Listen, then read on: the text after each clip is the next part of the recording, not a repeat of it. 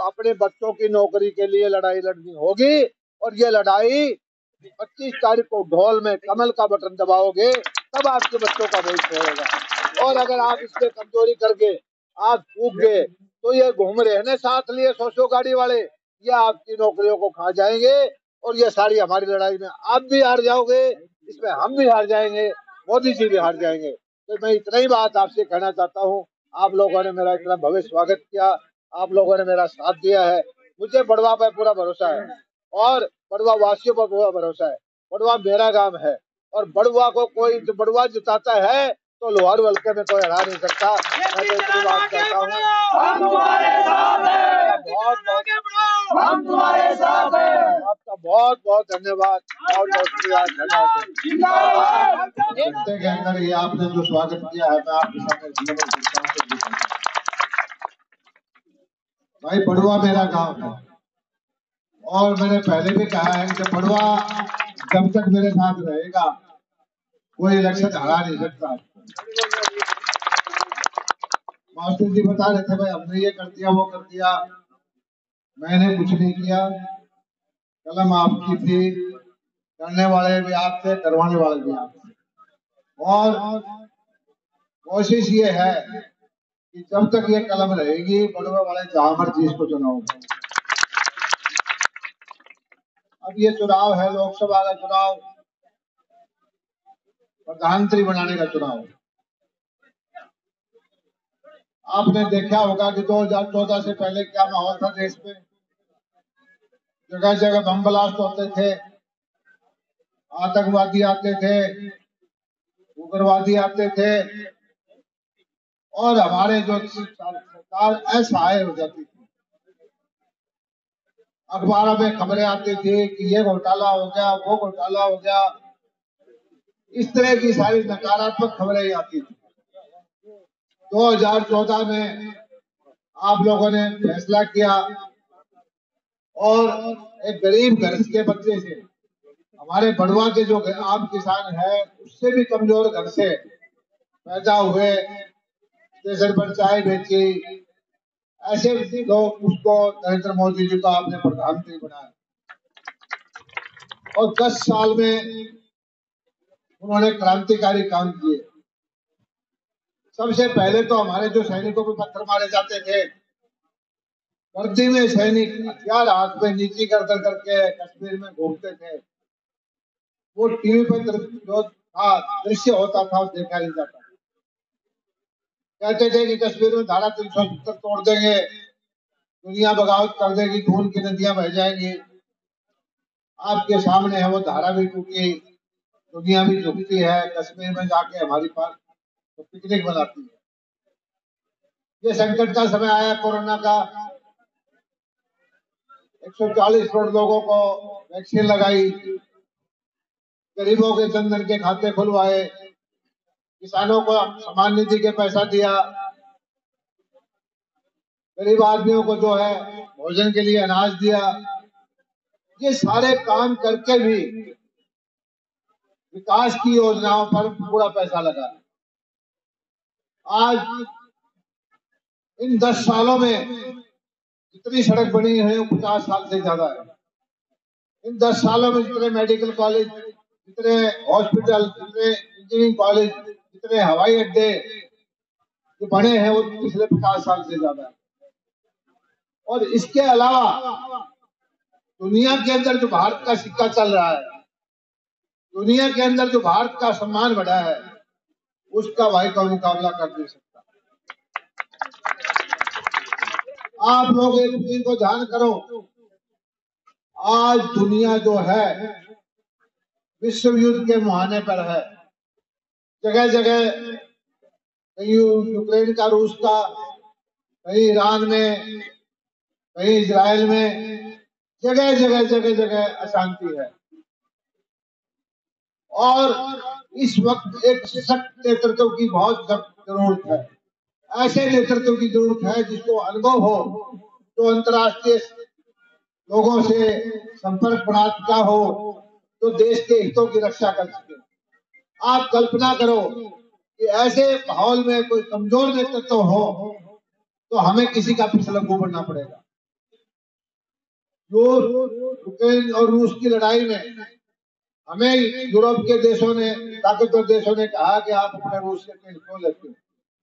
आपको ध्यान होगा हमारे विदेश मंत्री ने जो मुंह तोड़ के जवाब दिया था कि हम अपने देश का फैसला हम करेंगे, आप अपने देश का फैसला करिए।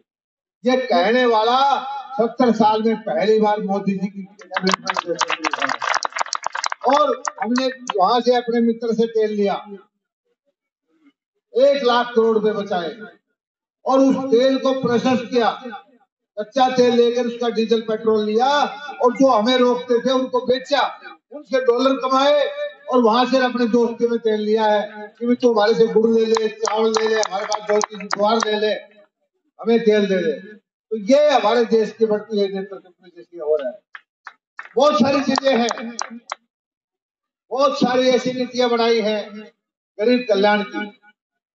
गरीबों को लगता नहीं था, बैंक के जाते हुए डर लगता था। 40-45 करोड़ खाते जनधन के खुलवाए, शौचालय बनवाए।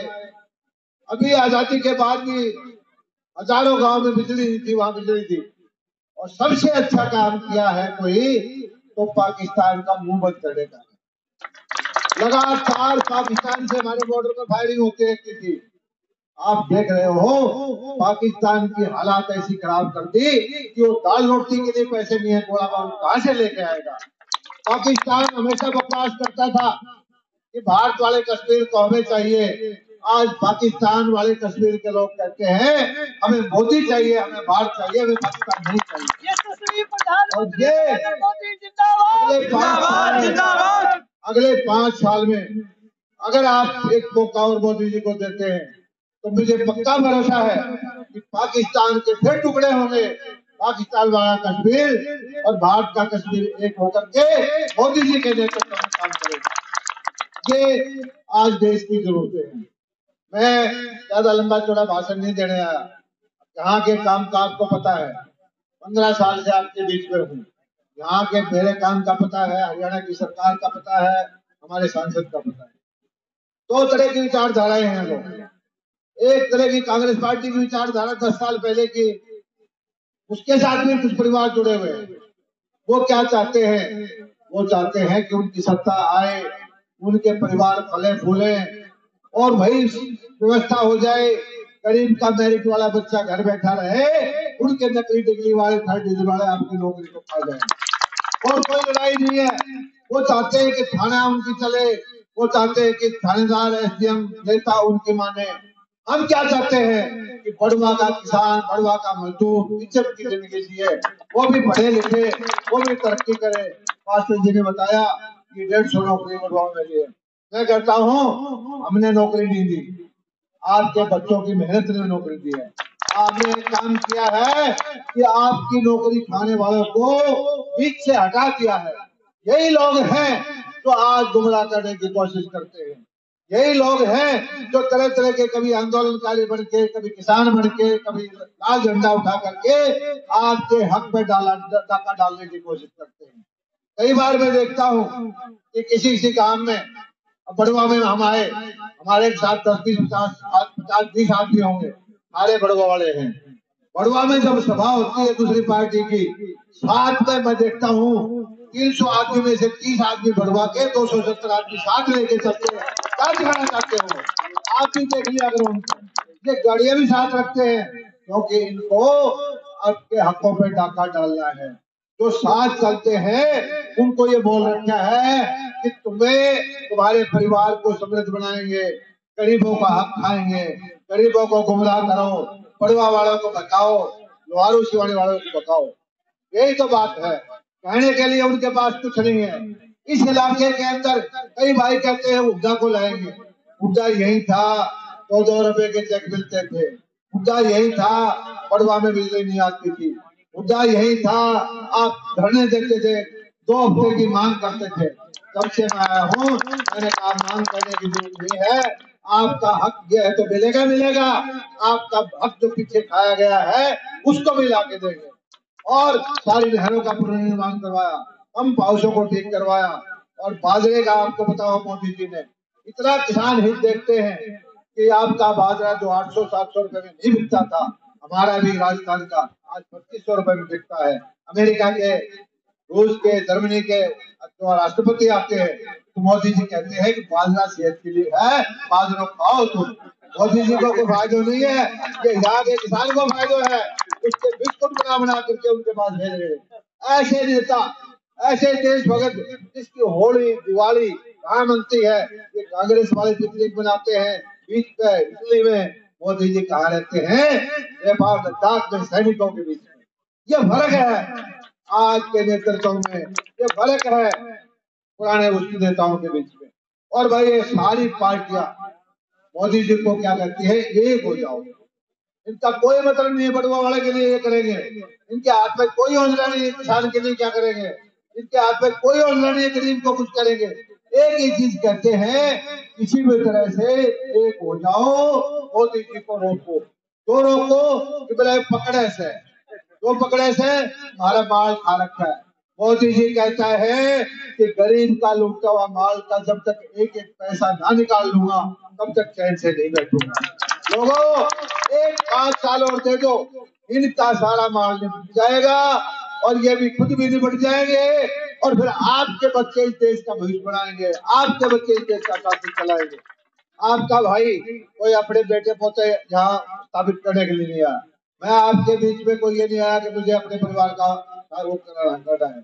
हम ये चाहते हैं कि आत्म सम्मान हो, माताओं की इज्जत हो, गरीब आदमी को भी वही हक मिले जो साढ़े को मिलता है। थाना, तहसील, पटवारी जहाँ भी हो आपके सामने सही व्यवहार करें। और कई भाई ये कह देते हैं कि भाई ये नहीं है वो नहीं है।